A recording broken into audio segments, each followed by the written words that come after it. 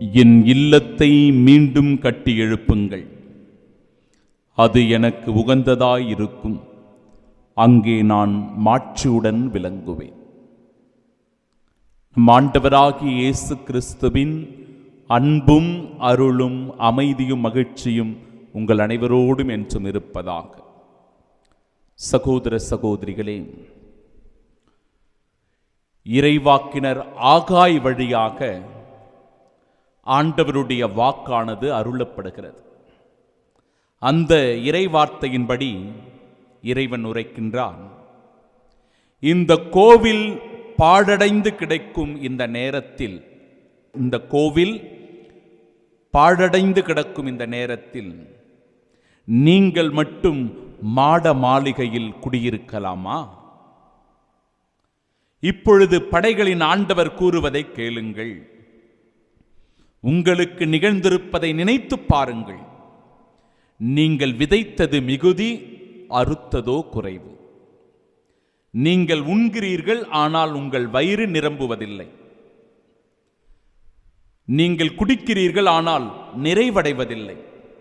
ஆடை அணிகிறீர்கள், ஆனால் உங்களுக்குள் எவருக்கும் குளிர் நீங்கவில்லை.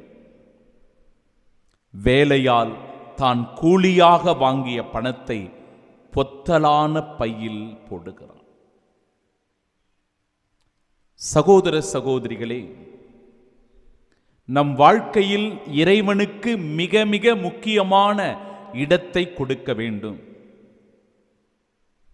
ஒவ்வொரு நாளும் ஓடுகிறோம், பொருள் தேடி ஓடுகிறோம், பொருள் தேடி ஓடுகிறோம், பொன் சேர்க்க ஓடுகிறோம், சொத்துக்களை குவிக்க ஓடுகிறோம், பணம் சம்பாதிக்க ஓடுகிறோம். ஆனால் நம் வாழ்வில் இறைவனுக்கு என்று நாம் நேரத்தை ஒதுக்குகிறோமா? இந்த உள்ளமாகிய இல்லத்தை கடவுள் வாழும் இல்லமாக மாற்ற தூய்மையாய் அதை வைத்துக் கொள்ள முயற்சி செய்கிறோமா? இறைவன் சொல்லுகிறார், பாழடைந்து போயிருக்கும் இந்த கோவிலை நீ எப்பொழுது பழுது பார்க்க போகிறாய்?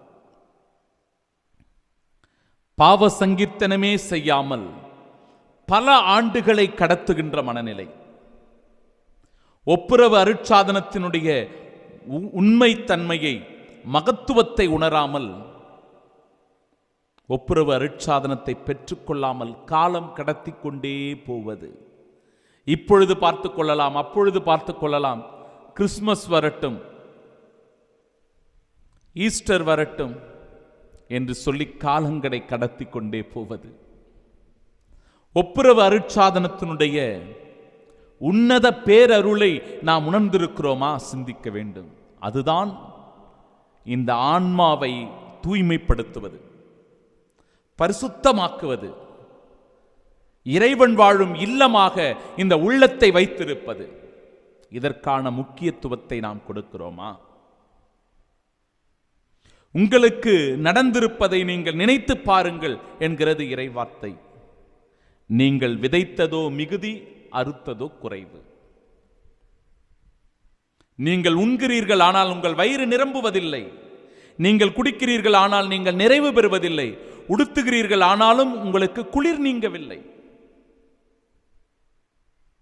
எதிலும் மனநிறைவு இல்லாத நிலைமையே நமக்கு தொடர்கிறது. ஏனென்றால் இறைவனுக்குரிய இடத்தை நம் வாழ்க்கையில் நாம் கொடுப்பதில்லை, கடவுளை முக்கியத்துவப்படுத்துவதில்லை, கடவுளுக்கு அஞ்சுதற்குரிய வாழ்க்கையை நாம் வாழ்வதில்லை.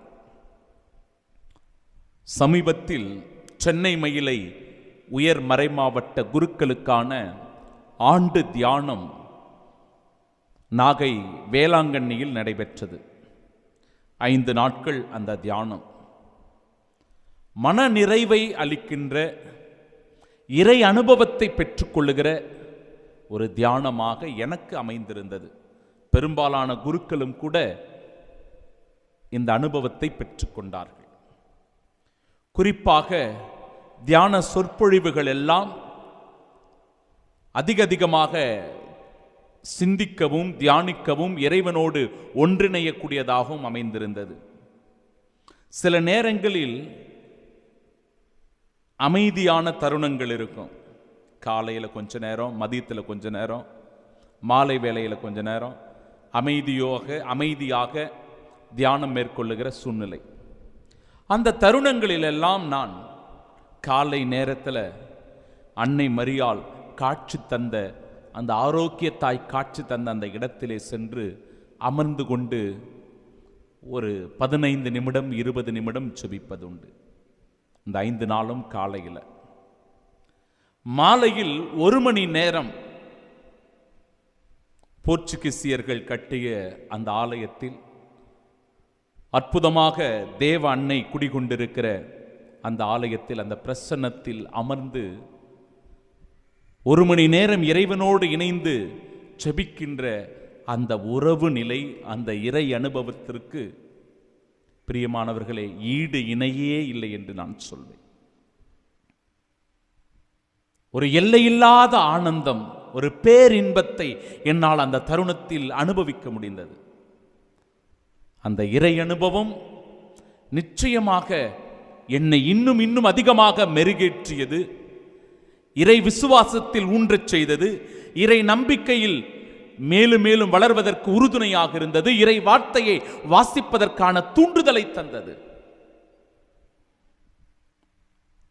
எவ்வளவுதான் நாம் இறை வார்த்தையை வாசித்தாலும், ஜெபமாலைகளை ஜெபித்தாலும், தனிப்பட்ட ஜெபத்தில் அமர்ந்து நற்கருணை இறைவனோடு நாம் உறவாடவில்லை என்றால், நாம் தியானிக்கவில்லை என்றால், சிறிது நேரம் கடவுளோடு நாம் செலவிடவில்லை என்றால், நம் வாழ்க்கையில் எதை நாம் சம்பாதித்தாலும், எவற்றை சேர்த்து வைத்தாலும், எவ்வளவு பெயரோடு புகழோடு மரியாதையோடு மதிப்போடு வாழ்ந்தாலும் அது அர்த்தமற்றதாக மாறிவிடுகிறது. சகோதர சகோதரிகளே, இந்த இறை அனுபவத்தை பெற்றுக்கொள்ளுகிற மக்களாக நாம் ஒவ்வொருவரும் இருக்க வேண்டும். இறை அச்சமே நம் வாழ்க்கையை மேல்மேலும் உயர்த்துவதாக அமைந்திருக்கிறது. இறைவனிடம் கொள்ளுகின்ற அச்ச உணர்வே நம்மை ஞானத்தினால் நிரப்புகிறது. இந்த உணர்வை நாம் பெற்றுக்கொள்ள வேண்டும். அந்த இறை அனுபவத்தில் நாம் இணைய வேண்டும். இன்றைய நாளின் நற்செய்தி வாசகத்தில் கூட ஏரோது அரசன் தயக்கத்தில் இருப்பதை பார்க்கிறோம். ஒரு வகையான தயக்கம் அவனுக்குள். ஏனென்றால் யோவானை அவன் கொல்லச் செய்தான். இதனால் அவனுக்குள் ஒரு குழப்ப நிலை நீடிக்கிறது. எலியா தோன்றி இருக்கிறார், முற்காலத்து இறைவாக்கினருள் ஒருவர் வந்திருக்கிறார், உயிர்த்தெழுந்துள்ளார் என்றெல்லாம் சொல்லுகிற போது இவன் கதி கலங்கி போகிறான். யார் அந்த இயேசு என்று தேடி அறிவதற்கு அவன் முயற்சி செய்கிறான். அந்த இயேசுவை கண்டுகொள்வதற்கான வழிவகைகளை அவன் தேடிக்கொள்ளுகிறான். சகோதரனே, சகோதரியே, அந்த இயேசுவை பற்றி தெரிந்து கொள்வதற்கு நீ தயாராக இருக்கிறாயா? அந்த இயேசுவின் இறை அனுபவத்தை பெறுவதற்கு அன்றாடம் உன் நேரத்தை நீ செலவிடுகிறாயா? அந்த இயேசுவை பற்றிய அறிவில் ஞானத்தில் வளர்வதற்கு இறை வார்த்தையை நீ வாசிக்கிறாயா? உன் தனிப்பட்ட ஜெபத்திலே கடவுளோடு இணைந்து வாழ்கிற ஒரு இறை அனுபவ நிலை உனக்குள் இருக்கிறதா? சிந்தித்து பார்ப்போம். அதற்கான அழைப்பு தான் இந்த நாள், இன்றைய நாளின் இறை வார்த்தை. பாழடைந்து போயிருக்கிற இந்த உள்ளத்தை பண்படுத்துவோம். ஒப்புரவு அருட்சாதனத்தினால் தூய்மைப்படுத்துவோம். அதன் வழியாய் இந்த இல்லம், நம் உள்ளம் இறைவன் வாழும் இல்லமாய் என்றென்றும் இருக்கட்டும். ஆமென்.